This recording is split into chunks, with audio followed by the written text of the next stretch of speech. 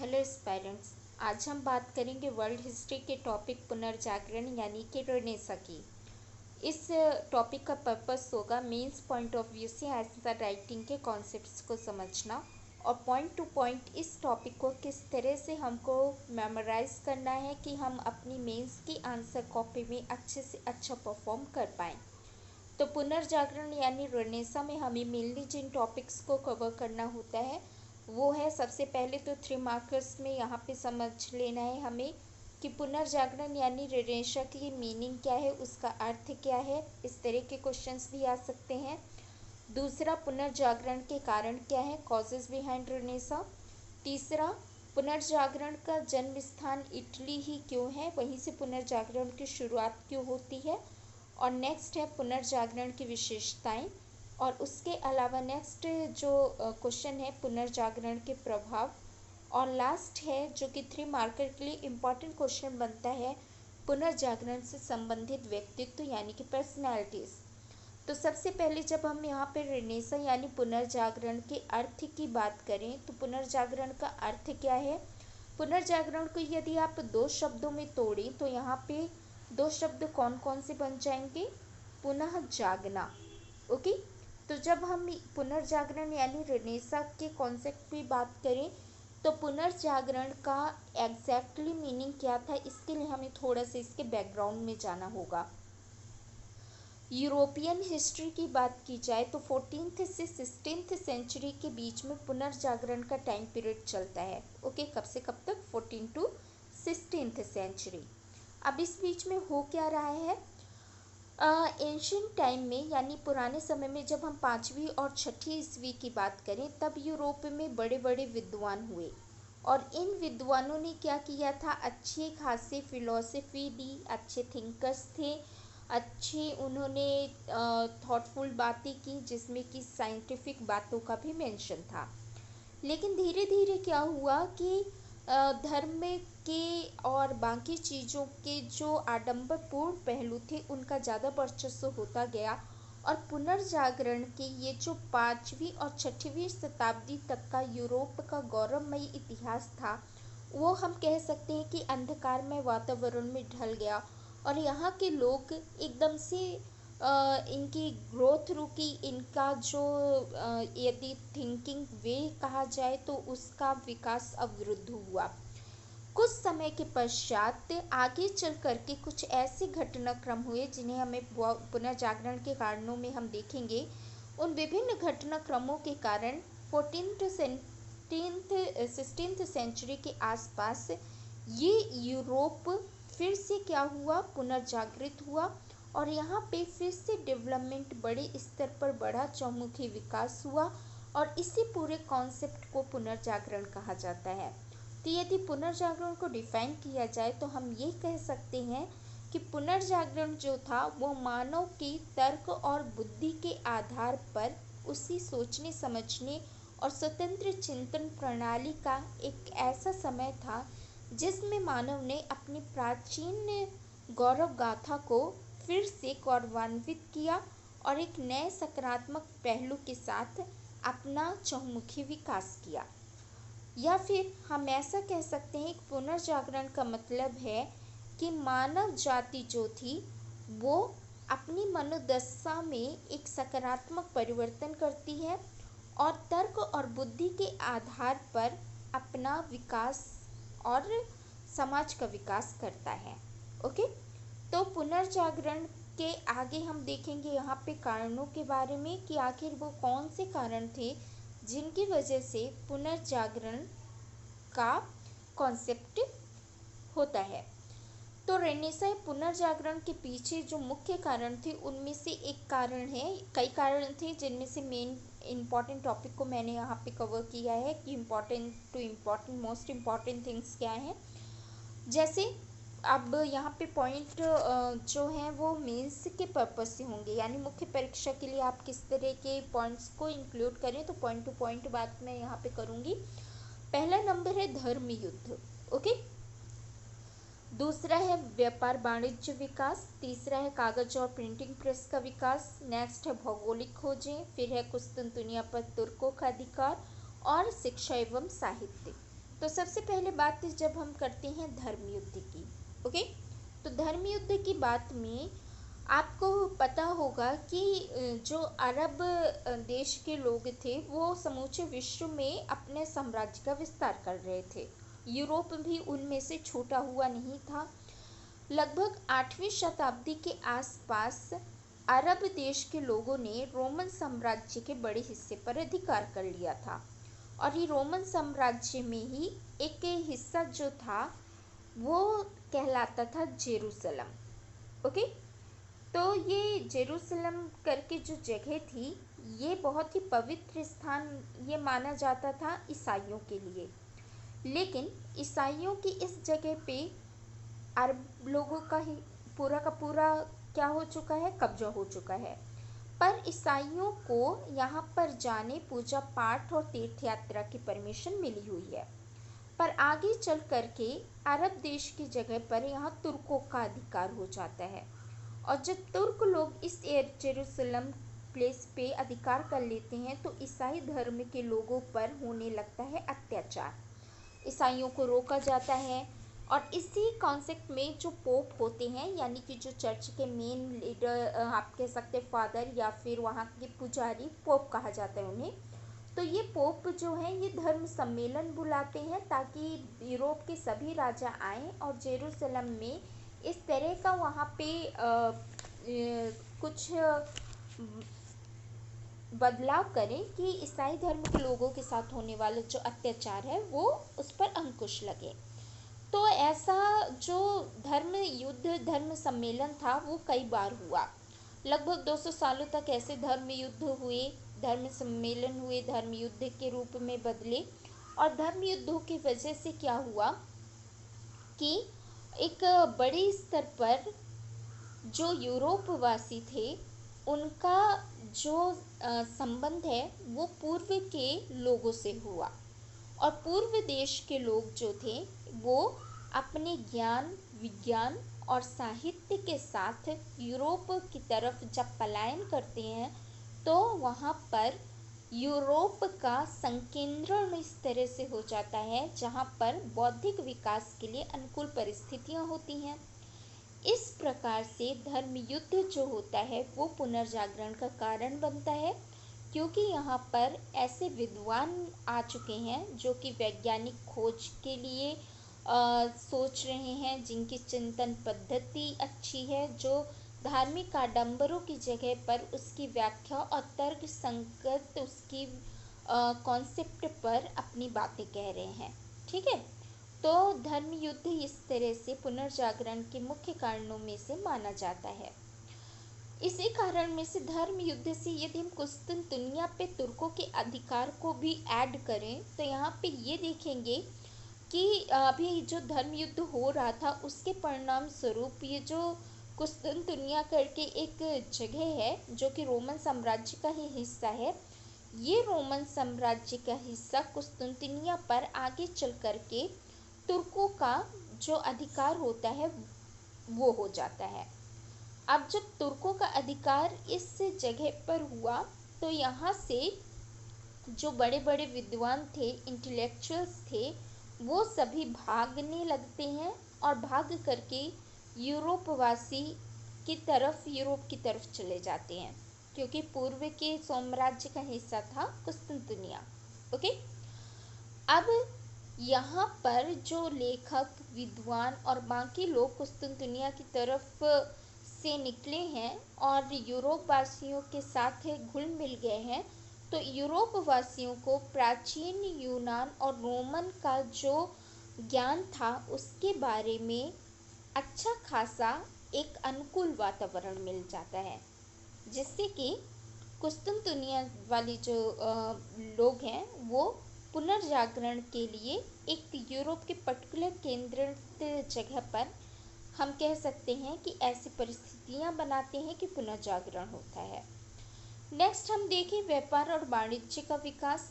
तो जब हम व्यापार की बात करेंगे यहाँ पर, तो व्यापार तो बढ़ेगा ही जब चिंतन होगा, अच्छी भौगोलिक वैज्ञानिक खोजें होंगी।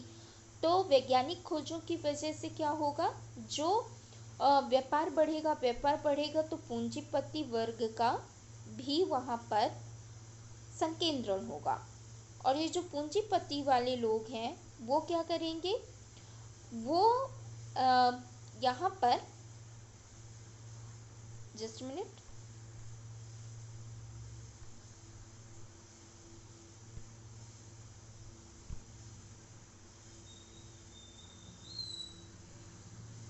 ओके, जो पूंजीपति लोग हैं वो व्यापार को क्या करेंगे, व्यापार तो बढ़ रहा है, पूंजीपति भी बन रहे हैं, और पूंजीपति कैपिटलिस्ट जो रहेंगे उनके पास जो धन रहेगा उस धन को ही वो विद्वानों पर संरक्षण देने में खर्च करेंगे।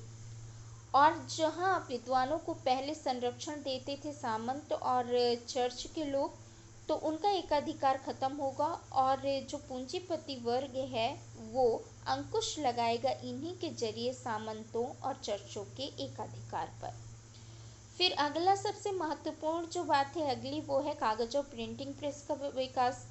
जहाँ कागज से पहले अरब देश के लोग परिचित थे, वहीं अब यूरोप में गुटेनबर्ग करके एक व्यक्ति हैं जो प्रिंटिंग प्रेस का आविष्कार करते हैं। इस तरह से बहुत बड़े लेवल पे अच्छा खासा डेवलपमेंट होता है।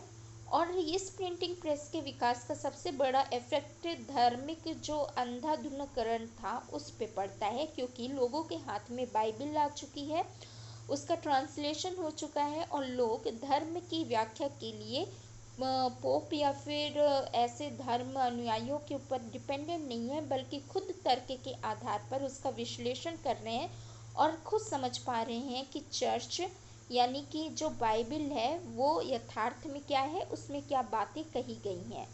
ओके, तो इस तरह से कहीं ना कहीं धर्म के आडंबरों पे भी अंकुश लगता है और धर्म आंदोलन भी होते हैं जो पुनर्जागरण का एक कारण बनते हैं। फिर है भौगोलिक खोजें। भौगोलिक खोजों में यूरोप में क्योंकि व्यापार और वाणिज्य बढ़ रहा है तो वहाँ के लोग विभिन्न देशों में मार्केट को खोजने के लिए निकल रहे हैं। और इसी क्रम में जो वास्को डी गामा और कोलंबस है, ऐसे लोग, कोलंबस ने जहाँ अमेरिका की खोज की थी वहीं वास्को डी गामा ने क्या किया था, भारत को खोजा था। तो इस तरह से भौगोलिक खोजें हो रही हैं और पुनर्जागरण का माध्यम सशक्त हो रहा है। फिर हम बात करें शिक्षा एवं साहित्य के विकास की, तो शिक्षा और साहित्य का जो विकास है, जब विद्वान वहाँ पर हैं तो वे ऐसे लेख लिखेंगे जिसमें मानवता को केंद्रित किया जाएगा, मानव की समस्याओं को सामने रखा जाएगा। और शिक्षा एवं साहित्य के विकास में इस तरह की रचनाएं लिखी जाएंगी जो कि तर्क पर आधारित होंगी। एक उदारवादी समाज का भी वहाँ पे निर्माण हो रहा होगा। और जो विद्वान हैं, जैसे कि यदि हम यहाँ पर डांटी की बात करें या फिर हम बहुत सारे ऐसे विद्वान हुए जिन्होंने शिक्षा एवं साहित्य में बहुत बड़ी मात्रा में अपना कंट्रीब्यूशन दिया। ओके, तो इस तरह से शिक्षा और जो साहित्य था वो भी यहाँ पर पुनर्जागरण के लिए एक बेस तैयार करता है। ठीक है, डांटे की डिवाइन कॉमेडी है, थॉमस मोर की यूटोपिया है जिसमें 3 मार्कर के क्वेश्चन भी बनते हैं, और बाइबल के ट्रांसलेशंस भी इस साहित्य के अंतर्गत आप लिख सकते हैं। बहुत सारे रचनात्मक लेखन हुए जिन्हें हम आगे देखेंगे। फिर इसके बाद हम बात करते हैं कारण के बाद कि इटली में ही पुनर्जागरण क्यों हुआ। तो इटली में पुनर्जागरण का जो सूत्रपात था उसके होने का सबसे बड़ा कारण था भौगोलिक अवस्थिति, जियोग्राफिकल कंडीशन।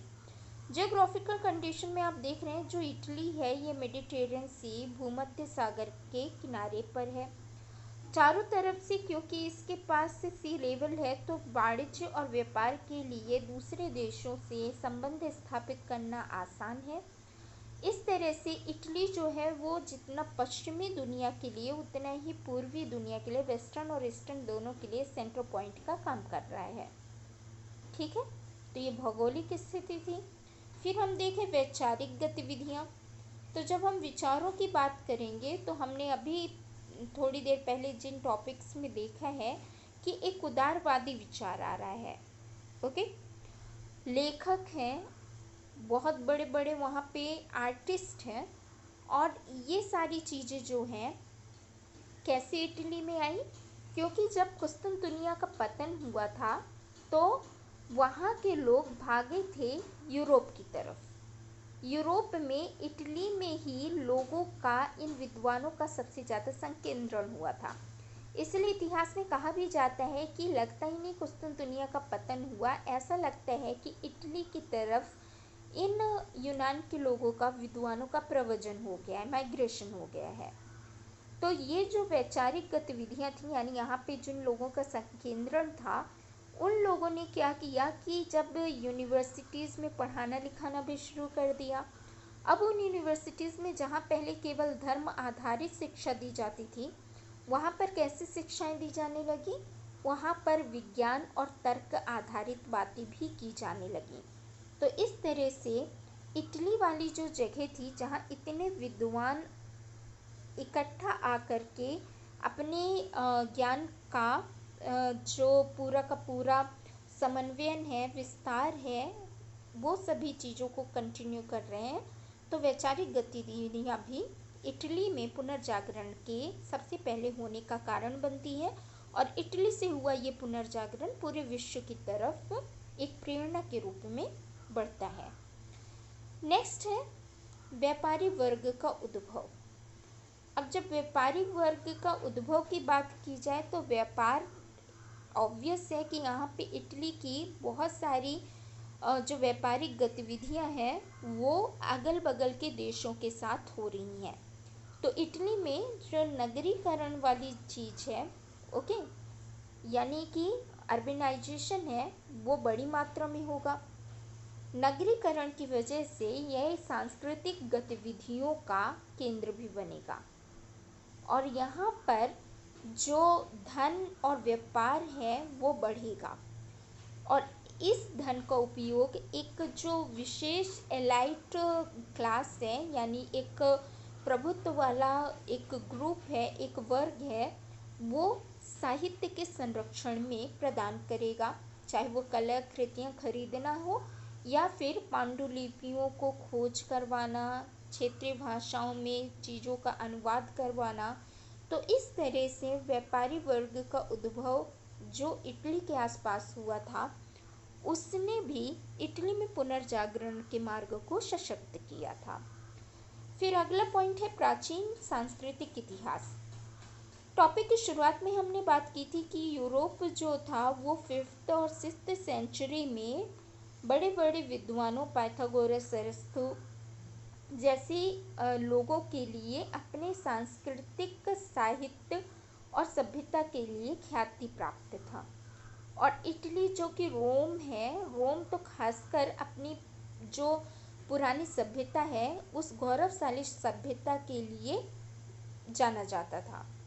जब पुनर्जागरण हुआ तो ये रोमन जो संस्कृति थी उसने अपनी प्राचीन संस्कृति के ऊपर स्वतंत्र चिंतन किया, तर्कपूर्ण चिंतन किया, खुद को गौरवान्वित भी वो महसूस करने लगे और उसी परंपरा को आगे उन्होंने बढ़ाया। इस तरह से पुनर्जागरण के लिए जो रोम वाली जगह थी वो काफ़ी ज़्यादा इम्पॉर्टेंट रोल प्ले करती है। और लास्ट है राजनीतिक स्थिति। जब हम पॉलिटिकल कंडीशन की बात करें तो पॉलिटिकल कंडीशन में पूरा इतिहास देख लीजिए, जब जब उदारवाद यानी कि लिबरल की बात हुई है तब तब वहाँ पर विकासवाद का हमेशा वर्चस्व बढ़ा है। अब जब यहाँ पे राजनीतिक स्थिति ऐसी है कि सामंती प्रथा कमज़ोर हो चुकी है, चर्च का भी जो वर्चस्व था वो कहीं ना कहीं सीमित हो रहा है, और निरंकुश राजतंत्र जो है उसका विरोध किया जा रहा है, क्योंकि वहाँ पे ऐसे विद्वान लोग मौजूद हैं जो कि मानव की स्वतंत्रता की बात कर रहे हैं और तर्क आधारित अधिकारों को भी वहाँ वो प्रचार प्रसार कर रहे हैं। तो इस तरह से उदारवादी समाज की वजह से वहाँ का जो राजनीतिक वातावरण है वो स्वतंत्र विचारों के लिए एक अनुकूलित वातावरण बनाता है और इटली में पुनर्जागरण का महत्व स्थापित करता है। नाउ नेक्स्ट, पुनर्जागरण की विशेषता। अच्छा क्वेश्चन बन सकता है यहाँ से। जब हम पुनर्जागरण की विशेषता की बात करते हैं तो यहाँ पे सबसे पहला पॉइंट है मध्यम वर्ग। ये मध्यम वर्ग कहाँ से आया? यूरोप में जहाँ तक पुरानी संस्कृति की बात है तो यहाँ पर तो सबसे पहला जो सबसे ज़्यादा वर्चस्व रहता है वो एलाइट क्लास का ही रहेगा, चर्च का, सामंतों का। लेकिन पूंजीपति जो वर्ग है, ये पूंजीपति मध्यम वर्ग के रूप में जब उभरेगा तो यहाँ पर क्या करेगा? ये सबसे पहले साहित्य और कला को संरक्षण देगा और यहाँ का जो बाजार है वो भी काफ़ी फैलेगा, काफ़ी ज़्यादा इंक्रीज होगा। और ये जो मध्यम वर्ग है यानी ये जो पूंजीपति वर्ग है ये टैक्स पे करता है और टैक्स पे करने के नाते वो अपना भी वर्चस्व वहाँ स्थापित करना चाहता है। इस प्रकार से वो सामंतों के प्रभुत्व को भी चुनौती देगा। दूसरा जो पॉइंट है इम्पॉर्टेंट वो है वैज्ञानिक अवधारणा का उद्भव। विज्ञान यानी कि जब इंसान ऑब्जर्वेशन यानी कि प्रेक्षण और प्रयोगों पर बात करे, यानी वो आंख बंद करके किसी चीज़ पर विश्वास न करे बल्कि तर्क के आधार पर चीज़ों का विश्लेषण करना सीख जाए। तो इसी वैज्ञानिक अवधारणा का उद्भव पुनर्जागरण की विशेषताओं में से एक था, जिसके द्वारा मानव ने अपनी चीज़ों पर विश्वास करना सीखा और ये भी समझा कि सारी हमारी जो विशेषताएं हैं वो ईश्वर के द्वारा ही मात्र नहीं दी गई हैं। हम ईश्वर को धन्यवाद करते हैं लेकिन ये हमारे खुद के द्वारा अर्जित भी हैं। तो यहाँ पर जो वैज्ञानिक अवधारणा है, जो तर्क आधारित एक विश्लेषण है, वो पुनर्जागरण की मुख्य विशेषताओं के रूप में बनता है। फिर है मानववाद। मानवतावाद या ह्यूमनिज्म के बाद पुनर्जागरण में इरेस्मस जैसे महान विद्वानों ने की। इरेस्मस के अलावा और भी बहुत सारे विद्वान आते हैं जो कि मानव को केंद्र में रखते हैं। पहले मानव मनुष्य का होना और मानव की स्वतंत्रता पर विचार करने जैसा कॉन्सेप्ट नहीं हुआ करता था, लेकिन मानवतावाद के जो तर्क हैं इनके आधार पर मानव की जो समस्याएं हैं, मानव के जीवन को ज़्यादा से ज़्यादा सुधार करना, मानव के लिए एक अच्छा वातावरण बनाना और उसमें विकास की अनंत संभावनाओं को खोजने पर बल देना, ऐसा कई विद्वानों द्वारा कॉन्सेप्ट लाया गया। और परलौक की जगह पर यानी दूसरे लोक की बात करने की जगह पर जहाँ हो उसी धरती पर, उसी वर्तमान स्थिति यानी इहलोक पर जहाँ आपको पूरा जीवन व्यतीत करना है उसकी बात की जाने लगी और मानवतावाद के विकास को उन्नति का मार्ग प्रशस्त दिखा। नेक्स्ट है धर्मनिरपेक्षता, जिसे हम धार्मिक आंदोलन भी कह सकते हैं। धर्म का मानव के ऊपर सदियों से प्रभाव रहा है और हमेशा उसने अपना एक स्थान बनाकर के रखा। लेकिन 6वीं शताब्दी के आसपास यूरोप में धर्म के आडंबरों में बढ़ोतरी हो जाती है और लोग आंख बंद करके अंधविश्वास करके चीज़ों पर भरोसा करने लगते हैं। इस प्रकार मानव पर धर्म का काफ़ी ज़्यादा नियंत्रण हो जाता है। लेकिन पुनर्जागरण के कारण मानव जो है वो अंधविश्वासों को दूर करता है और अपनी समस्याओं के लिए निराकरण के लिए केवल किसी शक्ति के ऊपर न निर्भर रह करके अपने आप की शक्तियों का भी परीक्षण करना शुरू कर देता है। वो तर्क की बात करता है। इसी वजह से जो धर्म में उस समय पे कमियां हैं वो दूर होती हैं, कुसंगतियां दूर होती हैं और धर्म का एक सकारात्मक स्वरूप समाज में स्थापित होता है।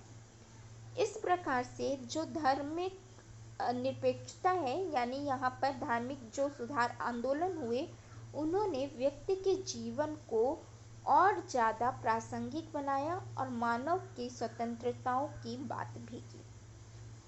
अब यहाँ पे बात करते हैं नेक्स्ट हम तार्किकता एवं खोजपूर्ण दृष्टि की।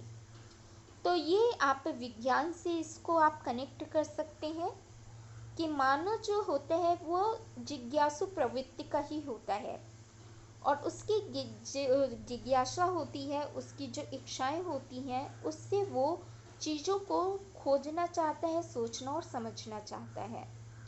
पुनर्जागरण के कारण, क्योंकि तर्क आधारित उसका पूरा चीज़ों की तरफ उसका रुझान बढ़ रहा है, तो वो क्या कर रहा है कि नई नई चीज़ों की खोज भी कर रहा है।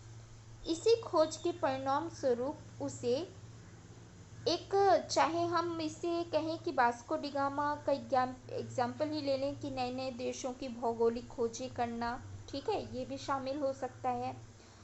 अब इस तरह से जो मनुष्य के अंदर किसी चीज़ को जानने और समझने का एक खोजी वृत्ति आ चुकी है, इससे वो विभिन्न तरह की उपलब्धियों के लिए खुद पर भरोसा करने लगा है, और केवल ईश्वर के लिए ही समर्पित नहीं है। पहले वो समझता था कि जितनी भी उपलब्धियां हैं वो ईश्वर की वजह से उसे मिली हैं।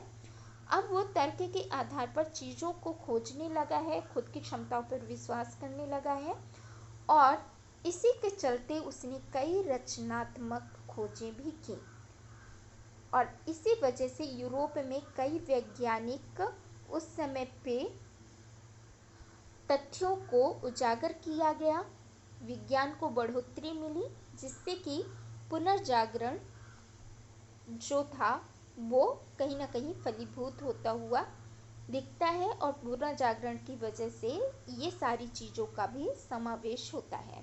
तार्किकता आती है, नई नई वैज्ञानिक और भौगोलिक खोजें होती हैं। लास्ट है व्यक्तिवाद। क्योंकि मानव पहले सिर्फ पारलौकिक जीवन पर विश्वास कर रहा था, पर पुनर्जागरण की वजह से वो मानव पर बात करने लगता है, मानव के साथ साथ इहलोक की बात करने लगता है, और इसी के अंतर्गत वो अपनी शक्तियों पर भरोसा करने लगता है। तो आप देखेंगे कि मध्यकाल तक जो तस्वीरें होती थी, चित्र होते थे, उस पर लोग अपने साइन या हस्ताक्षर नहीं करते थे, क्योंकि वो मानते थे कि ये तो हमारा कोई इसमें योगदान नहीं है। लेकिन इन सारे पुनर्जागरण की विशेषताओं के कारण वो लोग 15वीं शताब्दी के बाद हस्ताक्षरकृत कृतियां भी बनने लगती हैं, और लोग और रचनात्मक और खुद की क्षमताओं पर विश्वास करके नए नए चीज़ों के लिए विकास की ओर उन्मुख होते हैं। यानी कि व्यक्तिवाद पर वो भरोसा कर रहे हैं, व्यक्ति को एक नई पहचान भी मिल रही है। तो इस तरह से पुनर्जागरण की विशेषताएं थी। इनके अलावा भी और टॉपिक कवर किए जा सकते हैं। यदि आपकी राइटिंग स्पीड अच्छी है और मेंस में आप और टॉपिक को इंक्लूड कर सकते हैं, तो आप और डिटेल में ज़रूर इन टॉपिक्स को पढ़िए। नाउ नेक्स्ट, पुनर्जागरण का प्रभाव। जब पुनर्जागरण के प्रभाव की बात करेंगे तो ये प्रभाव कैसा होगा? सामाजिक होगा, राजनैतिक होगा, धार्मिक होगा, आर्थिक होगा, साहित्य और विज्ञान पर होगा प्रभाव। अलग अलग तरह से ये सभी प्रभाव मानव को, पुनर्जागरण को प्रभावित करेंगे।